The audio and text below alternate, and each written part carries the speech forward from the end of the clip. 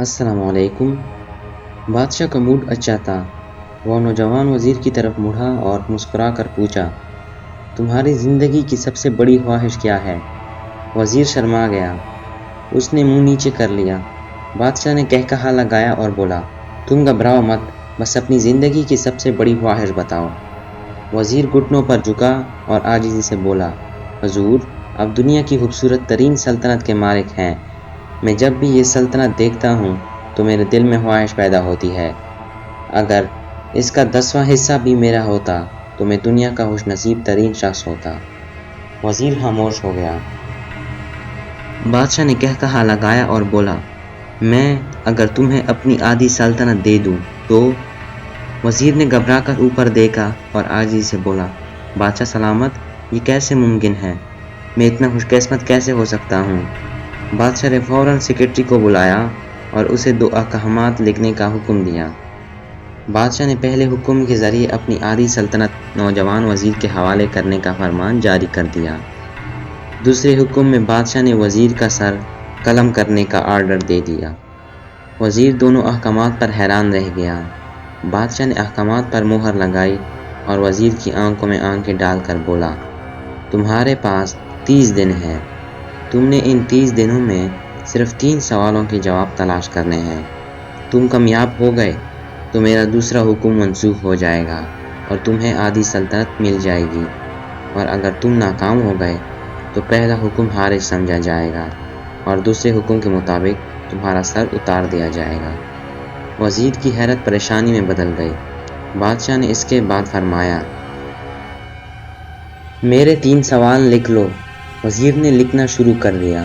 بادشاہ نے کہا، انسان کی زندگی کی سب سے بڑی سچائی کیا ہے؟ دوسرا سوال، انسان کی زندگی کا سب سے بڑا دھوکہ کیا ہے؟ تیسرا سوال، انسان کی زندگی کی سب سے بڑی کمزوری کیا ہے؟ بادشاہ نے اس کے بعد نگارے پر چوٹ لگائی اور بآواز بلند فرمایا، تمہارا وقت شروع ہوتا ہے اب۔ وزیر نے دونوں پروانے اٹھائے اور دربار سے دوڑ لگا دی۔ اس نے اس شام ملک بھر کے دانشور، ادیب، مفکر اور ذہین لوگ جمع کیے اور سوال ان کے سامنے رکھ دیے۔ ملک بھر کے دانشور ساری رات بحث کرتے رہے، لیکن وہ پہلے سوال پر ہی اٹک گئے۔ وزیر نے دوسرے دن دانشور بڑھا دیے، لیکن نتیجہ وہی نکلا۔ وہ آنے والے دنوں میں لوگ بڑھاتا رہا، مگر اسے کوئی تسلی بخش جواب نہ مل سکا، یہاں تک کہ وہ مایوس ہو کر دارالحکومت سے باہر نکل گیا۔ وہ سوال اٹھا کر پورے ملک میں پھرا، مگر اسے کوئی تسلی بخش جواب نہ مل سکا۔ وہ مارا پھرتا رہا، شہر شہر، گاؤں گاؤں کی ہاک جانتا رہا۔ شاہی لباس پھٹ گیا، پگڑی ڈھیلی ہو کر گردن میں لٹک گئی، جوتے پھٹ گئے اور پاؤں میں چھالے پڑ گئے، یہاں تک کہ شرط کا آخری دن آ گیا۔ اگلے دن اس نے دربار میں پیش ہونا تھا۔ وزیر کو یقین تھا یہ اس کی زندگی کا آخری دن ہے۔ کل اس کی گردن کاٹ دی جائے گی اور جسم شہر کے مرکزی پل پر لٹکا دیا جائے گا۔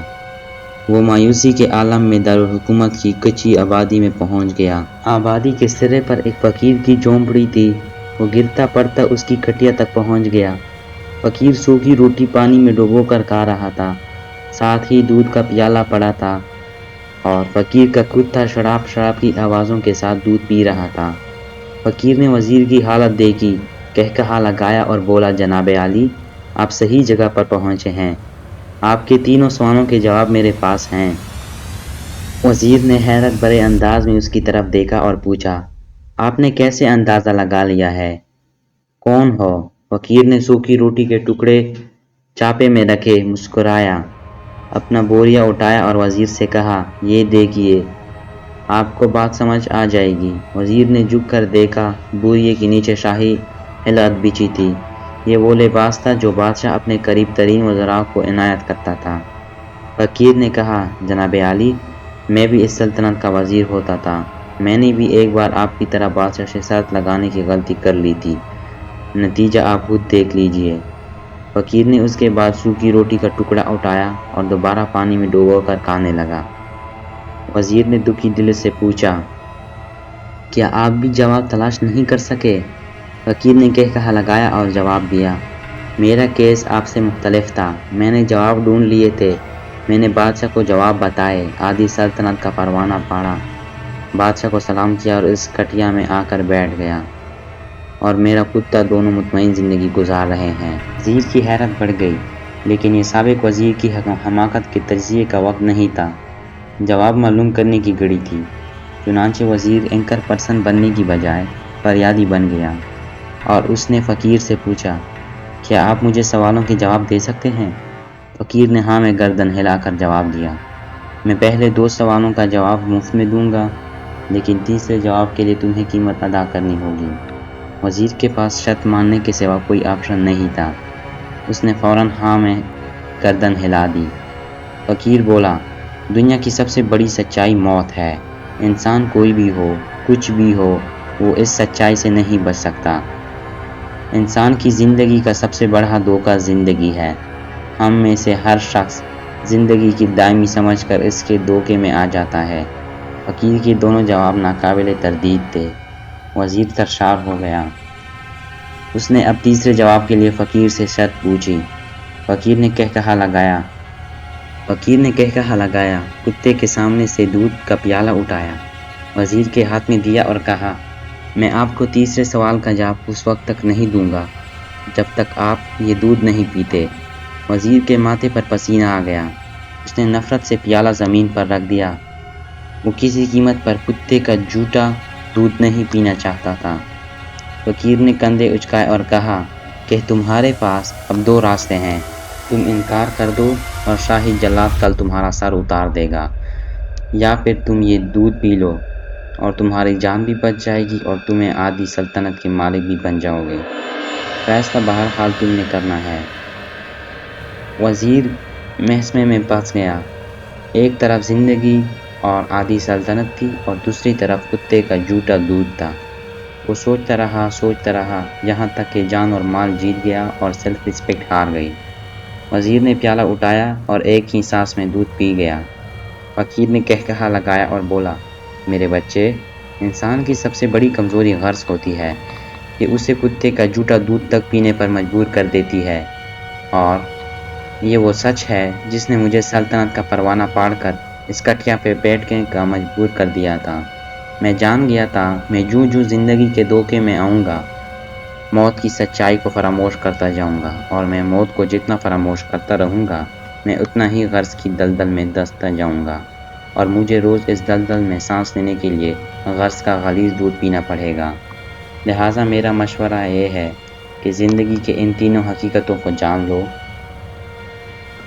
تمہاری زندگی اچھی گزرے گی۔ وزیر خجالت، شرمندگی اور خود ترسی کا تحفہ لے کر فقیر کی کٹیا سے نکلا اور محل کی طرف چل پڑا۔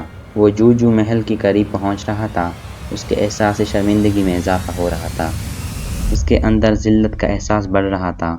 وہ اس احساس کے ساتھ محل کے دروازے پر پہنچا، اس کے سینے میں خوفناک ٹھیس اٹھی، وہ گھوڑے سے گرا، لمبی ہچکی لی اور اس کی روح قفس عنصری سے پرواز کر گئی۔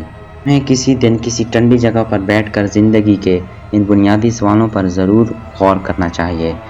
ہمیں یہ سوچنا چاہیے، ہم لوگ کہیں زندگی کے دھوکے میں آ کر غرض کے پیچھے تو نہیں بھاگ رہے، ہم لوگ کہیں موت کو فراموش تو نہیں کر بیٹھے، ہم کہیں اس کہانی کے وزیر تو نہیں بن گئے۔